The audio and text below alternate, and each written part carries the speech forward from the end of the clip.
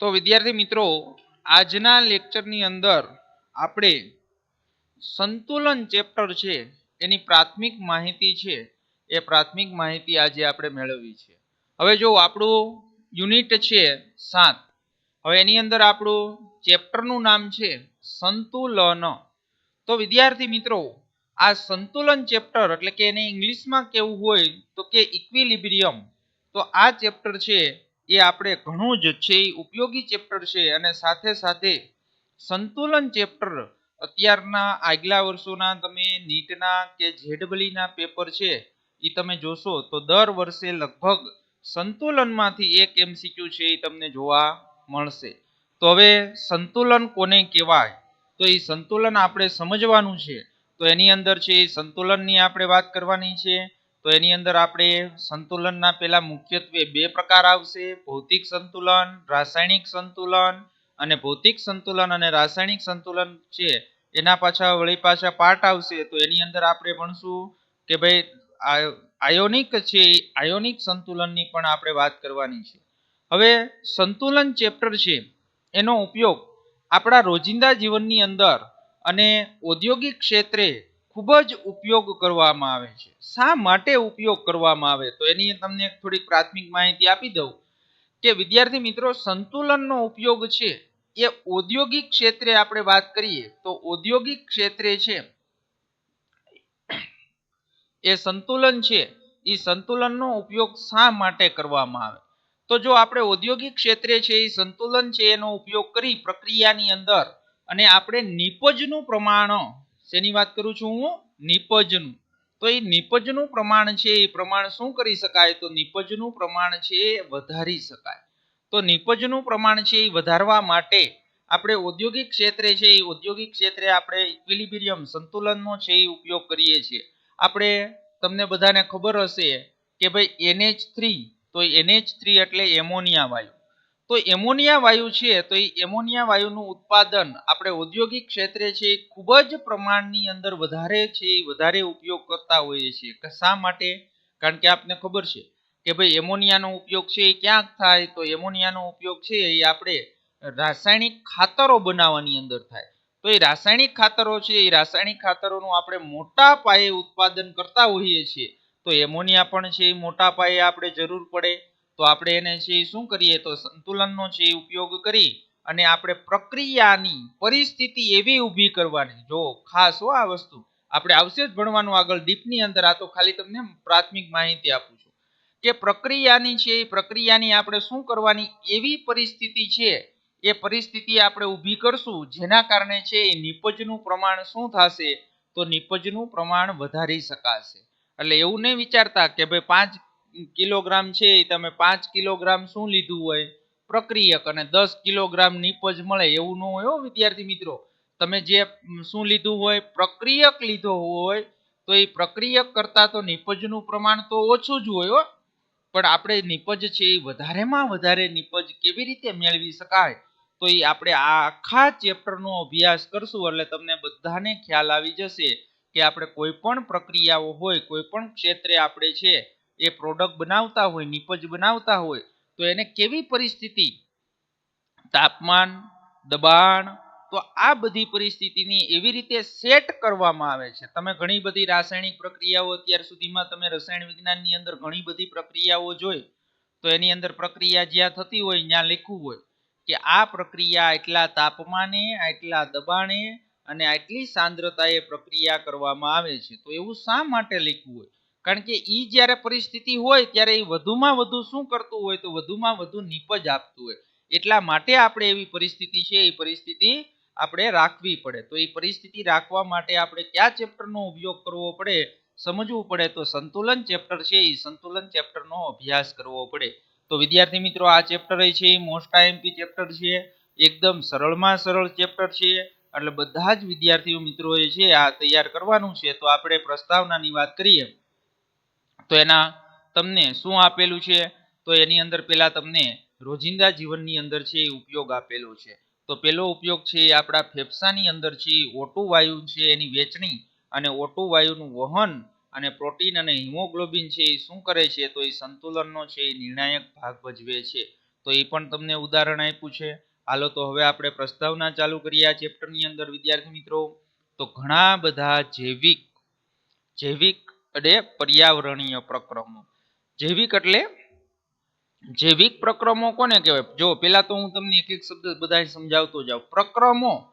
પ્રક્રમો એટલે પ્રક્રિયાઓ. તો હવે આપણે એમ કેવું હોય કે જૈવિક પ્રક્રિયાઓ ક્યાં થાય? તો કે ભાઈ વનસ્પતિની અંદર, પ્રાણીના શરીરની અંદર. પર્યાવરણીય પ્રક્રમો, તો પર્યાવરણની અંદર થતી જે પ્રક્રિયાઓ હોય એને પર્યાવરણીય પ્રક્રમો. તો રાસાયણિક સંતુલન છે એ અગત્યનો છે. તો ઉદાહરણ તરીકે આપને આપ્યું કે ભાઈ આપણા ફેફસામાંથી આપણા સ્નાયુઓને O2 ની વેચણી થાય. તો બધાને ખબર છે કે ભાઈ આપણે શ્વાસોશ્વાસની પ્રક્રિયા કરીએ તો આપણે વાતાવરણમાંથી ઓક્સિજન છે એ ક્યાં જશે? ફેફસામાં. અને ફેફસામાંથી છે એ પછી શું થશે? તો કે સ્નાયુઓની અંદર છે એ O2 ની છે એ શું થશે? વેચણી. અને વહન દરમિયાન O2 ના અણુઓ અને પ્રોટીન હિમોગ્લોબિનનો છે એ સમાવેશ કરતા સંતુલન છે એ સંતુલન અહીંયા શું કરશે? નિર્ણાયક ભાગ ભજવે છે. એટલે O2 છે એ શું થશે? તો એ પ્રોટીન અને હિમોગ્લોબિન સાથે સમાવેશ કરે એટલે એની સાથે પ્રક્રિયા કરી અને O2 નું આપણા આખા શરીરની અંદર વહન કરે છે. તો આવા જ સંતુલન જેમાં CO અણુ અને હિમોગ્લોબિનનો સમાવેશ થાય છે. કાર્બન મોનોક્સાઇડ અને કાર્બન મોનોક્સાઇડની છે વિશાળતાના કારણે તે શું આપે છે? આપને ખુલાસો આપે છે. તો કાર્બન મોનોક્સાઇડ છે એ શું છે? તો કાર્બન મોનોક્સાઇડ છે એ ઝેરી વાયુ છે અને એના કારણે છે એ શું થાય છે? હિમોગ્લોબિનનો છે એની અંદર સમાવેશ થાય છે. તો બધાને ખબર છે કે આપણા બ્લડની અંદર છે હિમોગ્લોબિન હોય તો એ હિમોગ્લોબિન શું કરે છે? તો હિમોગ્લોબિન છે એ O2 નું છે એ શું કરે છે? તો O2 નું વહન કરે છે આપણા શરીરની અંદર. હાલો હવે આપણે એની અંદર ઉદાહરણ આપીને આપણે સમજાવ્યું છે. તો વિદ્યાર્થી મિત્રો આ પણ મેં તમને કયા ચેપ્ટરની અંદર? તો આ પણ મેં છે એ તમને બાષ્પ દબાણ છે એ આગળના ચેપ્ટરની અંદર છેલ્લા ટોપિકની અંદર મેં તમને સમજાવ્યું હતું. એ વળી પાછું અહીંયા ટોપિક આવે છે. તો એની અંદર આપણે જોઈએ કે જ્યારે પ્રવાહી બંધ પાત્રમાં બાષ્પીભવન પામે છે ત્યારે પ્રમાણમાં વધારે ગતિજ ઉર્જા ધરાવતા અણુઓ પ્રવાહીની સપાટીને છોડી દઈને બાષ્પ કલામાં જાય છે અને પ્રવાહીના કેટલાક અણુઓ છે એ બાષ્પ અવસ્થામાંથી નીકળી અને પ્રવાહીની સપાટીને અથડાય છે અને પ્રવાહીમાં જળવાઈ રહે છે. એટલે આના લીધે છે એ શું થાય છે? તો આના લીધે છે એ અચળ બાષ્પ દબાણ ઉત્પન્ન થાય છે. તો આ મેં તમને આગળના ચેપ્ટરની અંદર સમજાવ્યું હતું અને હું હજી બધાને ફરી વખત અહીંયા સમજાવવા માંગુ છું. કારણ કે આ જ જે વ્યાખ્યા છે એ જ સંતુલનની વ્યાખ્યા છે. એટલે ઈ આપણા મગજની અંદર છે એ ઉતરી જવી જોઈએ. હાલો હવે જો વિદ્યાર્થી મિત્રો આપણે આ એક પાત્ર લીધું છે બીકર. બંધ પાત્ર એટલે આપણે ઉપર છે એ શું કરીએ છીએ? બંધ કરી દઈએ છીએ. હવે બંધ પાત્ર છે તો એ તમને બધાને ખબર છે કે બંધ પાત્ર હોય શું હોય? બંધ પાત્ર. તો બંધ પાત્રની અંદર છે અત્યારે અહીંયા સુધી આપણે છે શું ભરી દીધું? ધારો કે પાણી, પ્રવાહી ભરી દીધું. શું ભરી દીધું? પ્રવાહી ભરી દીધું. હવે શું થશે વિદ્યાર્થી મિત્રો? તો બધાને ખબર છે કે આપેલા તાપમાને એટલે જે તાપમાન હોય તે, તો આપેલા તાપમાને છે આ પ્રવાહીમાંથી છે શેની અંદર રૂપાંતરણ થશે? તો એની બાષ્પની અંદર છે એ બાષ્પમાં રૂપાંતરણ થશે. શેની અંદર રૂપાંતરણ થશે? પાણીની શું બનશે? બાષ્પ બનશે. તો પાણીમાંથી શું બન્યું? તો પાણીની બાષ્પ બની. હવે એમાંથી શું થશે? તો કે ધીમે ધીમે છે એ શું થશે? તો ધીમે ધીમે છે એ બાષ્પનું પ્રમાણ વધતું જશે. પણ એમાંય શું થશે કે આ અમુક અણુઓ છે એ આ કોની સાથે? તો કે આ પ્રવાહીની સપાટી સાથે અથડાશે. ખાસ સાંભળજો બધા કે પ્રવાહીની સપાટી સાથે અથડાશે. કોણ? પાણીની જે બાષ્પ છે એનો અણુ. અને ઈ છે એ પ્રવાહીની સપાટી સાથે શું થશે? તો પ્રવાહીની સપાટી સાથે જ્યારે અથડાશે તો ઈ વળી પાછું એનું રૂપાંતરણ શેની અંદર થઈ જશે? પ્રવાહીમાં રૂપાંતરણ થઈ જશે. અને એક સમય વિદ્યાર્થી મિત્રો એવો આવશે કે એની અંદર છે એ શું થશે? તો એની અંદર છે કે આ જે બાષ્પ દ્વારા જે ઉત્પન્ન થયેલું જે દબાણ છે તો એ દબાણને આપણે આગળના ચેપ્ટરની અંદર તમે સમજી ગયા કે બાષ્પ દબાણ કહેવાય. શું કહેવાય એને? બાષ્પ દબાણ. તો હવે તમને બધાને ખબર છે કે બાષ્પ દબાણની મેં તમને વ્યાખ્યા આપી ત્યારે મેં તમને સમજાવ્યું હતું કે એક સમય એવો આવશે કે જે સમયે છે એ શું થશે તો કે જે સમયે આ પાત્રનું દબાણ, શું કહું છું વિદ્યાર્થી મિત્રો, આ પાત્રનું દબાણ કેવું થઈ જાય તો આ પાત્રનું દબાણ છે અચળ થઈ જાય. કેવું થઈ જાય? અચળ. અચળ એટલે શું થશે? પછી બાષ્પ દબાણ છે એનું વધશે પણ નહીં અને ઘટશે નહીં. એટલે એ કેવું થઈ ગયું? તો એ કેવું થઈ ગયું? અચળ થઈ ગયું. તો એ અચળ થઈ ગયું ત્યારે એમ કહેવાય કે આ પ્રણાલીની અંદર છે શું સ્થપાઈ ગયું? તો એ પ્રણાલીની અંદર સંતુલન સ્થપાઈ ગયું. શું સ્થપાઈ ગયું? સંતુલન. ઓકે, હાલો હજી મારે એક વાત તમને કેવી છે, આની અંદર સમજાવી છે. તો આ સંતુલનની વાત કરી, હજી હું તમને અહીંયા સમજાવું. અહીંયા હું તમને સમજાવું. જો આપણે શું લીધું હતું? H2O. આપણે અહીંયા લીધું હતું H2O લિક્વિડ, પ્રવાહી પાણી લીધું હતું ને, એમાંથી શું થયું? જો આ નિશાની ખબર ન હોય તો આખું હું તમને સમજાવી દઉં. આ બાજુ એટલે કે ડાબી બાજુ, ડાબી બાજુ તમે જે લખો છો તેને શું કહેવાય? તો ડાબી બાજુ આ એરો હોય, એરાની ડાબી બાજુ તમે જે વસ્તુ લખો એને પ્રક્રિયક કહેવાય. શું કહેવાય? એને પ્રક્રિયક. અને શું બન્યું? તો H2O લિક્વિડ માંથી બન્યું H2O ગેસ. શું બન્યું? H2O gas. તો આ જે તમે જમણી બાજુ લખો છો તો એ જમણી બાજુ લખેલું હોય એને શું કહેવાય? તો એને શું કહેવાય? તો એને નિપજ કહેવાય. શું કહેવાય? નિપજ. બીજું વિદ્યાર્થી મિત્રો ખાસ, તો હવે એ ખબર પડી ગઈ કે એરાની ડાબી બાજુ હોય એ બધા પ્રક્રિયકો હોય અને એરાની જમણી બાજુ હોય એ બધા શું હોય? નિપજ હોય.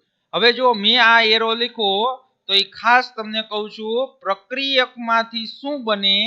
તો પ્રક્રિયકમાંથી નિપજ બને. શું બને? પ્રક્રિયકમાંથી નિપજ. તો જો આ જે અર્ધ તીર મેં આ દર્શાવ્યું, અહીંયા જે આ અર્ધ તીર દર્શાવ્યું, તો એ અર્ધ તીરને છે એ શું કહેવાય? તો આ અર્ધ તીરને છે એ કહેવાય પુરોગામી પ્રક્રિયા. કેવી પ્રક્રિયા કહેવાય? પુરોગામી પ્રક્રિયા. પુરોગામી પ્રક્રિયા એટલે શું? તો કે પુરોગામી પ્રક્રિયા એટલે પ્રક્રિયકમાંથી શું બને? નિપજ બને. તો એ જે એરો દર્શાવ્યો અર્ધ તીર, તો એને કહેવાય પુરોગામી પ્રક્રિયા. હવે જો તમને હમણાં જ કીધું કે ભાઈ અણુ, અમુક પાણીના અણુ છે એ સપાટી સાથે અથડાય અને વળી પાછું રૂપાંતરણ શેની અંદર થાય? તો વળી પાછું રૂપાંતરણ છે એ રૂપાંતરણ H2O પાણીની અંદર થાય. એટલે વળી પાછી આ પ્રક્રિયા છે એ પ્રક્રિયા આ બાજુ થશે. તો હવે શું બન્યું વિદ્યાર્થી મિત્રો? નિપજમાંથી પ્રક્રિયક બન્યા. શું બન્યા? નિપજમાંથી પ્રક્રિયક. તો તમે આવી રીતનો એરો દર્શાવો તો આને કઈ પ્રક્રિયા કહેવાય? તો આ કઈ દિશામાં પ્રક્રિયા થઈ કહેવાય? તો આ પ્રતિગામી પ્રક્રિયા કહેવાય. કઈ કહેવાય? પ્રતિગામી પ્રક્રિયા. ખાસ વિદ્યાર્થી મિત્રો આ આપણે વારંવાર છે એનો ઉપયોગ આવશે, વારંવાર આપણે બોલશું એટલે તમને ખબર હોવી જોઈએ કે ભાઈ પુરોગામી પ્રક્રિયા એટલે પ્રક્રિયકમાંથી શું બને? તો કે નિપજ. અને પ્રતિગામી પ્રક્રિયા એટલે શું થાય? તો કે નિપજમાંથી શું બને? પ્રક્રિયક. અને જે આખો એરો તમે આ દર્શાવી દો તો એને શું વચાય રસાયણ વિજ્ઞાનની અંદર? તો આ જે આખી પ્રક્રિયા છે એને પ્રતિવર્તી પ્રક્રિયા કહેવાય. કેવી કહેવાય? એને પ્રતિવર્તી પ્રક્રિયા. તો પ્રતિવર્તી પ્રક્રિયાનો મીનિંગ શું?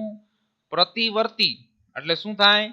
કે તે પ્રક્રિયા છે એ પુરોગામી દિશામાં થાય અને પ્રતિગામી દિશામાં પ્રક્રિયા થાય. તો એ પ્રક્રિયાને આપણે શું કહીએ? તો એ પ્રક્રિયાને આપણે પ્રતિવર્તી પ્રક્રિયા કહેવાય છે. ખબર પડી? હવે જો કે ભાઈ શરૂઆતની અંદર આપણે જો બીજી એક વ્યાખ્યા સંતુલનની આવી જશે હમણાં. તો શરૂઆતની અંદર છે તમે એમ કહેતા હતા કે H2O લિક્વિડમાંથી H2O ગેસ એટલે કે પાણીની બાષ્પ બનવાનો વેગ છે પ્રક્રિયા વધારે પ્રમાણની અંદર થશે અને આ પ્રક્રિયા છે એ કેવા પ્રમાણની અંદર થશે? ઓછા પ્રમાણની અંદર થશે. પણ એક સમય એવો વિદ્યાર્થી મિત્રો આવશે કે આ પુરોગામી પ્રક્રિયા અને પ્રતિગામી પ્રક્રિયાનો વેગ કેવો થાય?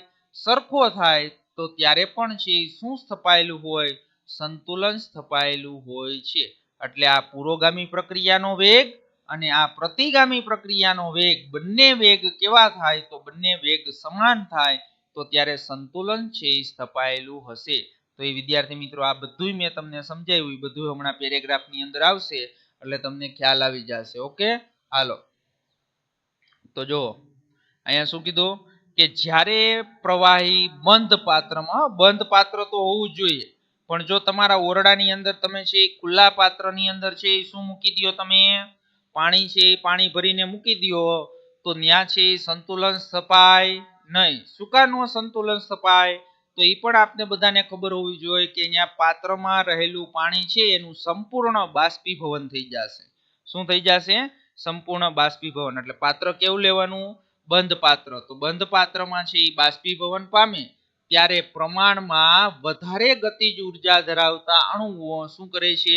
પ્રવાહીની સપાટી છોડી દઈ અને કઈ કલાની અંદર, કલા એટલે પેલા એ ખબર હોવી જોઈએ કે અવસ્થા. શું થાય? કલા શબ્દ છે એટલે એનો મિનિંગ થાય અવસ્થા. પ્રવાહી અવસ્થા, વાયુ અવસ્થા, ઘન અવસ્થા. એટલે કલા છે એટલે બાષ્પ કલા એટલે શું થાય? વાયુ અવસ્થામાં જાય છે. અને જો પ્રવાહીના કેટલાક અણુઓ પ્રવાહીના કેટલાક અણુઓ બાષ્પ અવસ્થામાંથી નીકળી અને પ્રવાહીની સપાટીને અથડાય છે. પ્રવાહીની સપાટીને અથડાય છે એટલે ક્યાં જતો રહેશે? પ્રવાહીમાં જળવાઈ રહે છે. અને આના લીધે છે શું ઉત્પન્ન થાય છે? તો આના લીધે અચળ બાષ્પ દબાણ ઉત્પન્ન થાય છે. શું કા બાષ્પ દબાણ અચળ ઉત્પન્ન થયું? કારણ કે અહીંયા શું સ્થપાઈ ગયું? સંતુલન સ્થપાઈ જાય છે.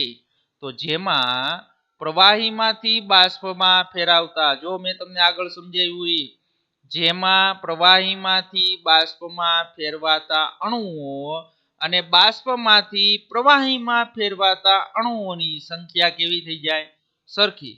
તો આપણે એમ પણ કહી શકીએ કે આ તબક્કે પ્રણાલી છે કેવી અવસ્થામાં હશે? સંતુલન અવસ્થાએ પહોંચેલ હશે. જો કે આ સ્થિર સંતુલન હોતું નથી અને પ્રવાહી અને બાષ્પ વચ્ચે છે સીમા પર ઘણી બધી છે શું થતી હોય? પ્રવૃત્તિ થતી હોય છે.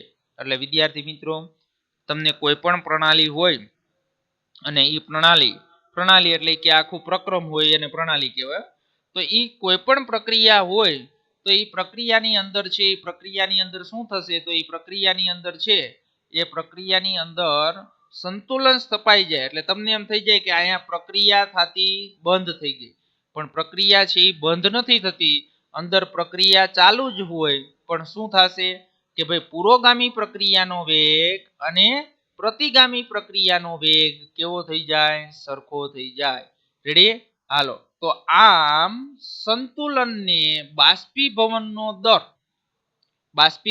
દર એટલે એનો મિનિંગ શું? તો બાષ્પીભવનનો દર એટલે કે H2O લિક્વિડમાંથી શું બની ગયું? તો કે ભાઈ H2O છે એ H2O શું બની ગયું? ગેસ.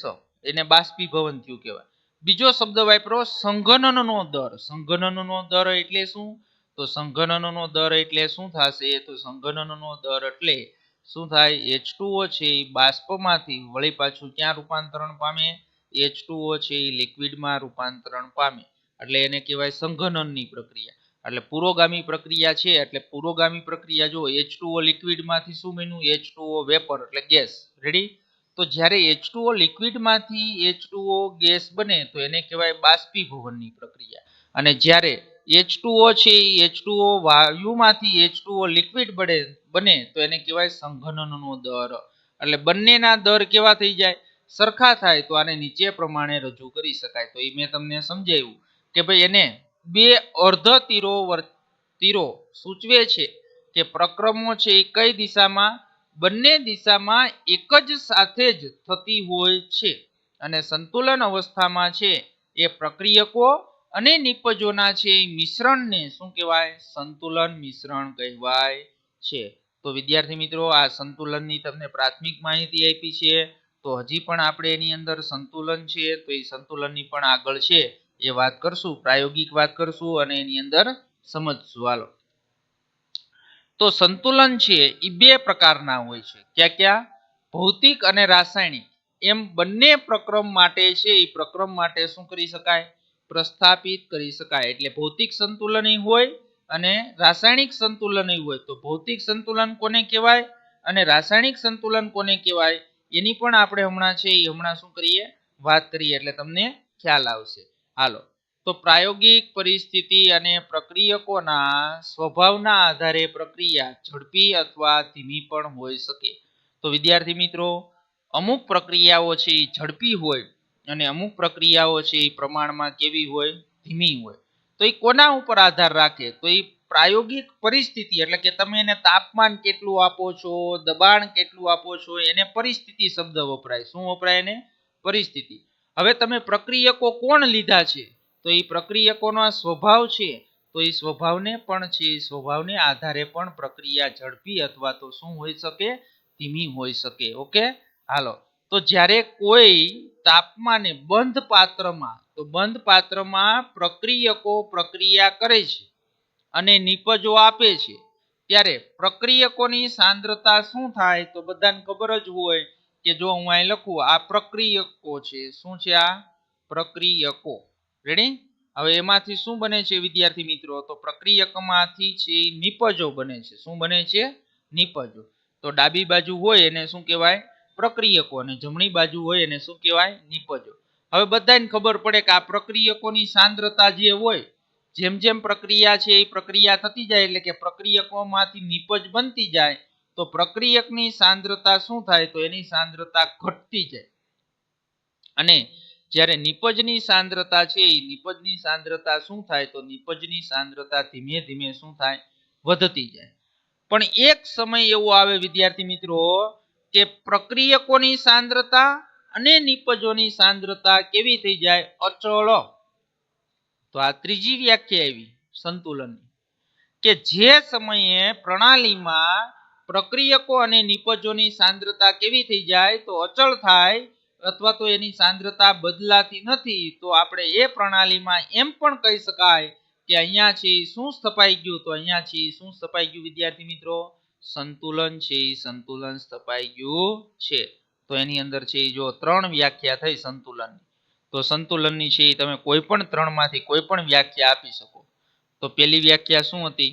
કે ભાઈ બંધ પાત્રમાં પ્રવાહી લીધું હોય તો એ પ્રવાહી દ્વારા ઉત્પન્ન થયેલું જે બાષ્પ દબાણ છે એ અચળ થાય, તો ત્યારે એમ કહી શકાય કે ત્યાં શું સ્થપાયું છે પ્રણાલીની અંદર? તો પ્રણાલીમાં છે પ્રણાલીમાં સંતુલન સ્થપાયેલું છે. તો આ પહેલી વ્યાખ્યા. બીજી વ્યાખ્યા, તો બીજી વ્યાખ્યા શું આપી વિદ્યાર્થી મિત્રો? તો એની અંદર છે આપણે એમ કીધું પુરોગામી પ્રક્રિયા અને પ્રતિગામી પ્રક્રિયાના વેગ સરખા હોય તો તે પ્રણાલીની અંદર સંતુલન સ્થપાયેલું છે તેમ કહી શકાય. ત્રીજી વ્યાખ્યા, કે જ્યારે પ્રણાલીમાં પ્રક્રિયકો અને નિપજોની સાંદ્રતા કેવી થાય? તો પ્રક્રિયકો અને નિપજોની સાંદ્રતા છે એ સાંદ્રતા કેવી થાય? અચળ. તો એ અચળ ક્યારે થાય?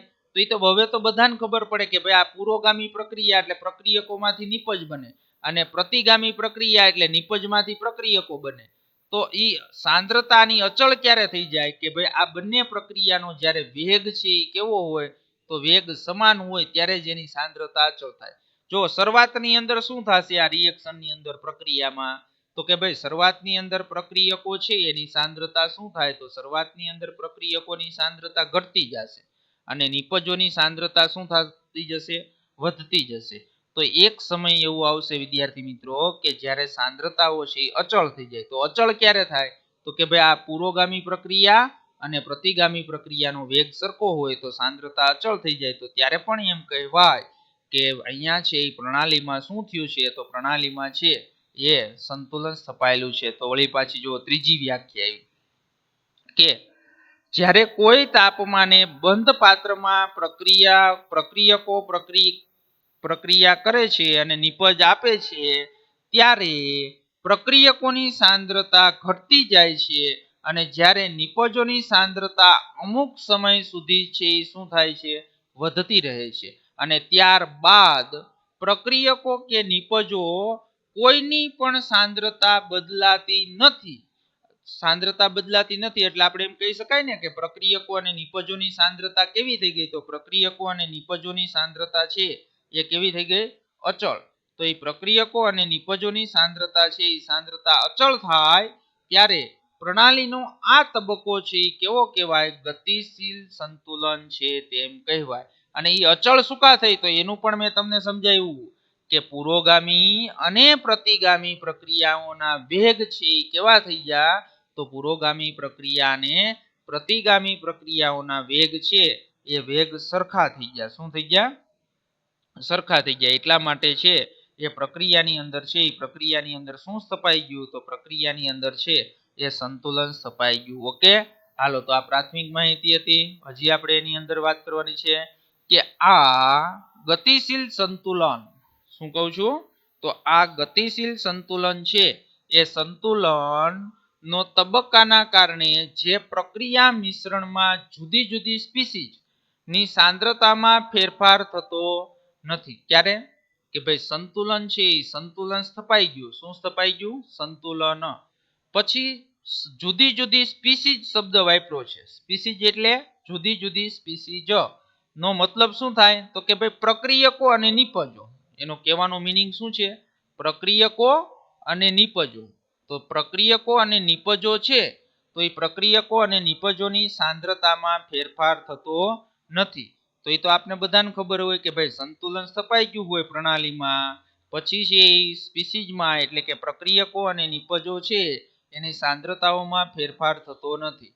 તો પ્રક્રિયા આગળ વધીને રાસાયણિક સંતુલન અવસ્થાએ પહોંચે છે. શું થાય છે? રાસાયણિક સંતુલન અવસ્થાએ પહોંચે છે અને તેના પ્રમાણના આધાર મુજબ તેને 3 સમૂહમાં વહેંચવામાં આવે છે. કેટલા સમૂહની અંદર વહેંચવામાં આવે છે? 3 સમૂહમાં વહેંચવામાં આવે છે. તો એ 3 સમૂહ છે એ સમૂહની તમને વાત કરી દઉં એટલે તમને ખ્યાલ આવે. આપણે ટેક્સ્ટ બુકમાંથી છે એ નથી પહેલા સમજવું. પહેલા હું તમને અહીંયા સમજાવું કે તમને એક સામાન્ય રિએક્શન લઈ અને આપણે સમજીએ. હાલો જો બધા વિદ્યાર્થી મિત્રો અહીંયા ધ્યાન આપજો. તો એની અંદર આપણે વાત કરીએ કે A+B એટલે આ A અને B શું થયા? પ્રક્રિયકો. gives C+D, તો C+D છે એ શું થાય? અહીંયા નિપજ થઈ. હવે જો વિદ્યાર્થી મિત્રો કે ભાઈ અહીંયા 3 પ્રકારની અંદર પ્રક્રિયાઓ છે એ વેચી શકાય. અથવા તો એક સામાન્ય રિએક્શન, સરળ રિએક્શન લો, આવું અઘરું નથી લેવું. આપણે એક સામાન્ય રિએક્શન લઈએ. પ્રક્રિયક A છે તો પ્રક્રિયક A માંથી શું બને છે? તો પ્રક્રિયક B એટલે નિપજ છે એ નિપજ B બને છે. શું બને છે? નિપજ B. એટલે એક એક જ લઈએ. એક A પ્રક્રિયક છે અને B શું છે? નિપજ છે.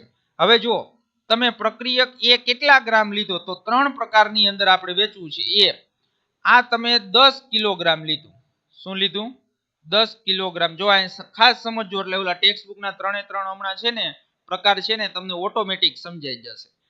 એ છે ને એ તમે 10 કિલોગ્રામ લીધું. આ તો હું સમજાવું છું, તમારે આવું કઈ પરીક્ષામાં લખવાનું નથી. આ તો તમને છે એ ખ્યાલ આવી જાય તાત્કાલિક ઝડપથી, એટલે તમને હું અહીંયા છે એ સમજાવું છું. પછી તમારે શબ્દ છે એ ક્યાં ઉપયોગ કરવાના એ હું હમણાં તમને કહું કે ભાઈ એ છે એ તમે 10 કિલોગ્રામ લીધું. પ્રક્રિયક કેટલા કિલોગ્રામ લીધો? 10 કિલોગ્રામ. તો ઘણી વખત એવું થાય કે નિપજ કેટલી મળે? તો નિપજ છે ધારો કે 9.5 કિલોગ્રામ મળી સંતુલન સમયે. તો તમે આ પ્રક્રિયાને શું કહી શકો કે ભાઈ આ પ્રક્રિયા છે પૂર્ણ થવા. શું કા પૂર્ણ થવા? કે ભાઈ જેટલો તમે પ્રક્રિયક લીધો તો એમાંથી છે મોટા ભાગની તો શું બની ગઈ? નિપજ બની ગઈ. તો હવે પ્રક્રિયક તમારો કેટલો બાકી રહ્યો? તો કે ભાઈ પ્રક્રિયક છે એ 0.5 kg જ બાકી રહ્યો. ઓકે, એટલે આ પ્રક્રિયા છે એ કેવી કહેવાય? તો આ પ્રક્રિયા પૂર્ણ થવાના આરે છે એવો શબ્દ વપરાય. પૂર્ણ થવાના આરે એટલે એનો મીનિંગ શું થાય કે ભાઈ આ પ્રક્રિયા મોટા ભાગની પ્રક્રિયા છે એ કેવી થઈ ગઈ? પૂર્ણ થઈ ગઈ. એટલે આ પહેલો પ્રકાર.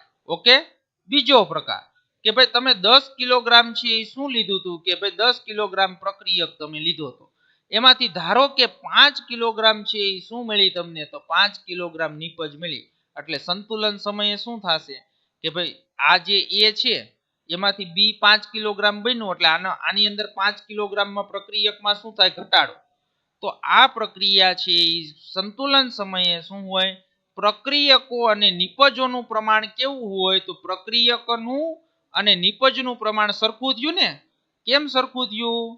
તો કે ભાઈ જો 10 કિલોગ્રામ તમે પ્રક્રિયક લીધા હતા તો એમાંથી 5 કિલોગ્રામ છે એ નિપજ બની. તો હવે આ પ્રક્રિયક વિધો કેટલો હોય? 5 કિલોગ્રામ. નિપજ કેટલી બની? 5 કિલોગ્રામ. બધાય પેલું ચેપ્ટર ભણ્યા છો, બધાને ખબર છે કે ભાઈ અહીંયા તમે છે એ ડાલ્ટનનો છે એ નિયમ ભણી ગયા. તો ડાલ્ટનના નિયમની અંદર એક સ્ટેટમેન્ટ, પહેલું સ્ટેટમેન્ટ આવતું કે ભાઈ કોઈ પણ દ્રવ્ય છે તો એ દ્રવ્યનો નાશ પણ કરી શકાતો નથી અને દ્રવ્ય ઉત્પન્ન પણ કરી શકાતું નથી. માત્ર છે એ શું કરી શકાય? તો તેના પરમાણુઓની ફેરબદલી કરી શકાય. આવું 5મું સ્ટેટમેન્ટ તમે ભણી ગયા હતા પહેલા ચેપ્ટરની અંદર. અને આ નિયમ કોના જેવો છે? તો એ બધાને ખબર છે, ઉર્જા સંચયના નિયમ જેવો છે. તો તમને બધાને ખબર છે ઉર્જા સંચયનો નિયમ શું છે? ઉર્જા સંરક્ષણનો નિયમ. તો ઉર્જા સંરક્ષણનો નિયમ શું છે? ફિઝિક્સની અંદર આવતું તમારે કે ભાઈ કોઈ પણ ઉર્જા છે એ ઉર્જા ઉત્પન્ન પણ કરી શકાતી નથી અને કોઈ પણ ઉર્જાનો છે એ નાશ પણ કરી શકાતો નથી. ખબર છે ને બધાને? તો એવી જ રીતે વિદ્યાર્થી મિત્રો અહીંયા પણ કોઈ પણ દ્રવ્ય છે એ કોઈ પણ દ્રવ્યને શું કરી શકાતું? નાશ પણ કરી શકાતું નથી અને કોઈ પણ દ્રવ્ય છે એ નવું ઉત્પન્ન પણ કરી શકાતું નથી. શા માટે? કે માત્ર ને માત્ર એક છે એ શું કરી શકાય? પરમાણુઓની છે એ પરમાણુઓની ફેરબદલી છે એ ફેરબદલી કરી શકાય. તો આ બીજી પ્રક્રિયા આપણે જોઈ તો એ બીજી પ્રક્રિયાની અંદર તમને મેં કીધું તો બીજી પ્રક્રિયાની અંદર કન્ડિશનની અંદર શું થયું?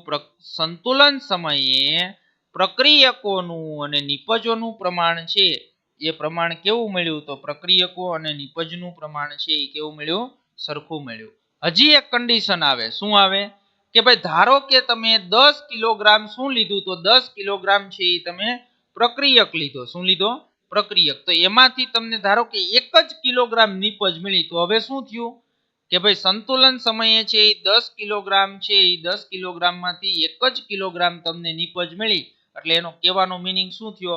કે ભાઈ સંતુલન સમયે આ 9 કિલોગ્રામ છે એ બાકી રહી ગયો પ્રક્રિયકમાંથી નિપજમાં રૂપાંતરણ અને આ છે 1 કિલોગ્રામ થયો. તો આના ઉપરથી શું કહી શકાય વિદ્યાર્થી મિત્રો? તો આના ઉપરથી એમ કહી શકાય કે પ્રક્રિયા હજી છે ખૂબ જ થોડાક પ્રમાણની અંદર થયેલી છે. કારણ કે પ્રક્રિયા છે એમાં મોટા ભાગે છે સંતુલન મિશ્રણ એટલે કે સંતુલન સમયે પ્રક્રિયક અને નિપજોમાં સંતુલનનું પ્રમાણ પ્રક્રિયકોનું પ્રમાણ વધારે છે અને નિપજોનું પ્રમાણ ઓછું છે. તો આ ત્રણ કન્ડિશનની ત્રણ પ્રક્રિયા છે એ ભાગ પાડી શકાય. તો હવે તમને છે એ વૈજ્ઞાનિક ભાષાની અંદર લખવાનું કે તો આવડે કે ન આવડે? કે અમુક પ્રક્રિયાઓ છે એ મોટા ભાગની નિપજમાં રૂપાંતરણ થઈ જાય તો એ પ્રક્રિયા પૂર્ણ થવાના આરે છે.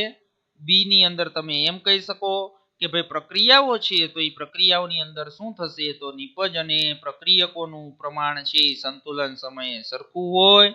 અને ત્રીજી પ્રક્રિયાની અંદર તમે એવું લખી શકો કે સંતુલન સમયે છે મોટા ભાગનો પ્રક્રિયા થયા વગરનો પડ્યો છે. એટલે પ્રક્રિયા છે એ ખૂબ જ કેવા પ્રમાણની અંદર થઈ? થોડા પ્રમાણની અંદર. ઓકે, હાલો તો આ ત્રણ હવે વિજ્ઞાનની ભાષાની અંદર આપણે રસાયણ વિજ્ઞાનની ભાષાની અંદર લખવું હોય તો કેવી રીતે લખાય? તો એ ત્રણ મુદ્દાઓ આપણે આપ્યા છે. ભાઈ એવી પ્રક્રિયાઓ કે જે લગભગ પૂર્ણ થવા જાય છે. પૂર્ણ થવા જાય એટલે સંતુલન સમયે છે એ પ્રક્રિયક ખૂબ જ ઓછો હોય અને નિપજ કેવી હોય? વધારે હોય. એટલે એને કહેવાય પૂર્ણ થવા જાય છે. અને પ્રક્રિયકની નગણ્ય સાંદ્રતા એટલે ખૂબ જ ઓછા નગણ્ય સાંદ્રતા એટલે પ્રક્રિયકની નગણ્ય સાંદ્રતા બાકી રહી જાય છે. અને કેટલાક કિસ્સાઓમાં પ્રાયોગિક રીતે પણ આ ચકાસવું શક્ય હોતું નથી.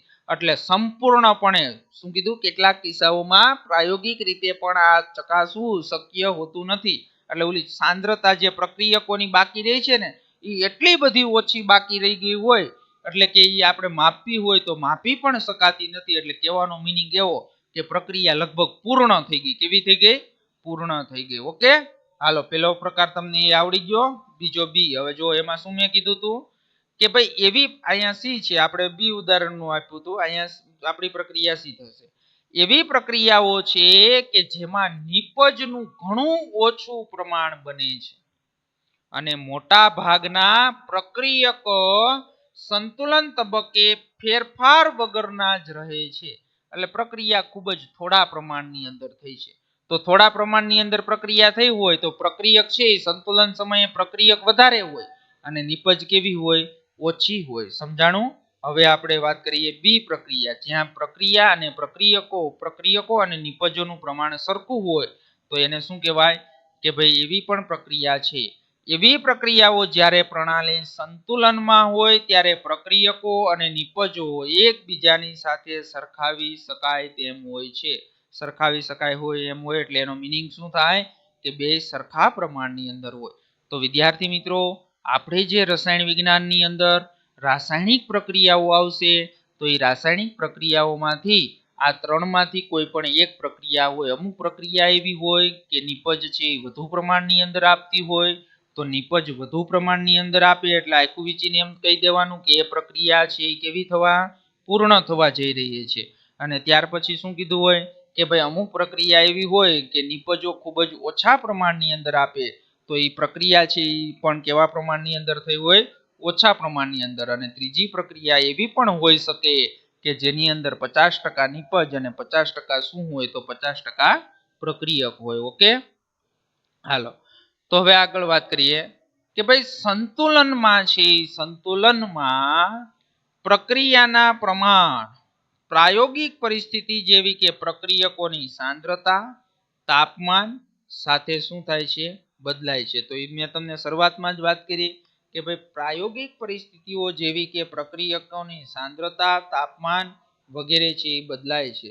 તો સક્રિયાત્મક પરિસ્થિતિનું અનુકૂળતમીકરણ ઉદ્યોગો અને પ્રયોગશાળામાં અગત્યનું છે. એ શરૂઆત હજી ચેપ્ટર ચાલુ નથી કર્યું ત્યાં જ મેં તમને કહી દીધું હતું કે ભાઈ આપણે પ્રક્રિયાની પરિસ્થિતિનું એવું અનુકૂળ વાતાવરણ રાખવાનું જેના કારણે આપણે નિપજ વધારે પ્રમાણની અંદર મળવી જોઈએ અને ઉદ્યોગો અને પ્રયોગશાળાની અંદર એ અગત્યનું છે જેથી ઈચ્છિત નિપજો તરફ છે એ પ્રક્રમની દિશા રહેશે.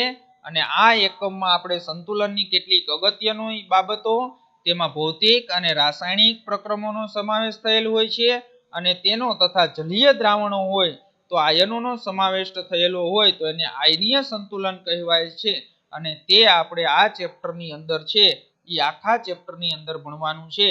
તો હવે વિદ્યાર્થી મિત્રો આપણે અહીંયા ચેપ્ટર છે એ ચેપ્ટરને 3 ભાગની અંદર વહેંચી નાખવાના છે.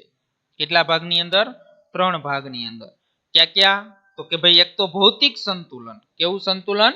ભૌતિક સંતુલન. બીજું રાસાયણિક સંતુલન અને ત્રીજું આયનીય સંતુલન. તો આ 3 પાર્ટ આપણે ભણવાના છે. ખાલી વિદ્યાર્થી મિત્રો જો સંતુલનની તમને વ્યાખ્યા એક વખત અહીંયા સમજાઈ ગઈ એટલે સમજી લેજો કે આખું ચેપ્ટર છે એ ચેપ્ટર તમને આવડી ગયું. ઓકે, સંતુલનની જે વ્યાખ્યા છે તો એ વિદ્યાર્થી મિત્રો કમ્પ્લીટ આવડે એટલે આખું ચેપ્ટર છે એ સંતુલન ચેપ્ટર આખું તમને છે એ આવડશે. હવે આપણે એની અંદર થોડીક વાત કરી દઈએ ભૌતિક સંતુલન. શું કહું છું? ભૌતિક સંતુલન એટલે કે ભૌતિક પ્રક્રમોમાં એટલે ભૌતિક પ્રક્રિયાઓમાં સંતુલન.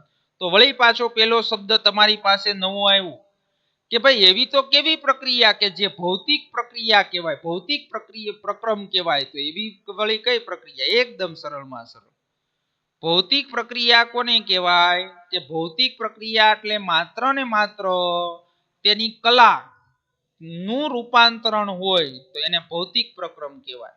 તો એની અંદર પણ તમને સમજાવું કે ભાઈ ભૌતિક પ્રક્રમનો મિનિંગ શું છે. તો ભૌતિક પ્રક્રમ એટલે કાંઈ નહીં તો જે રાસાયણિક પ્રક્રિયા હોય ભૌતિક પ્રક્રમમાં સંતુલન. શેની અંદર? ભૌતિક પ્રક્રમમાં સંતુલન. તો ભૌતિક પ્રક્રમમાં સંતુલન એટલે આપણે કાંઈ કરવાનું નથી વિદ્યાર્થી મિત્રો કે એવી પ્રક્રિયા હોય જ્યાં માત્ર ને માત્ર કલા એટલે અવસ્થા નું રૂપાંતરણ થતું હોય પણ એના બંધારણમાં ફેરફાર ન થાય. તમે આમ લખો H2O છે એ લિક્વિડ લીધું એમાંથી તમે શું બનાવો છો તો કે ભાઈ H2O ગેસ બનાવો છો. તો જો પ્રક્રિયક છે એ તમારો શું છે? પાણી. અને નિપજ છે એ શું છે? પાણીની બાષ્પ.